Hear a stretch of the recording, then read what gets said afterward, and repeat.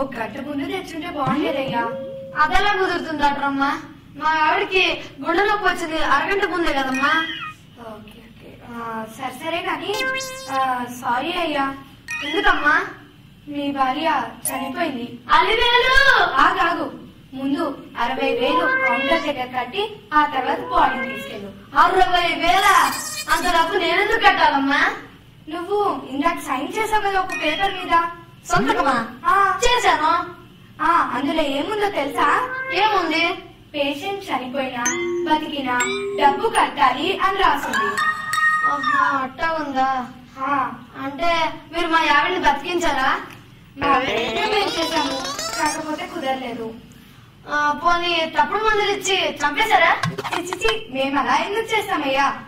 అంటే మీరు బ్రతికించను లేదు, చంపను లేదు. ఏ పని చేయకుండా మేము బిల్లు ఎందుకు కట్టాలమ్మా?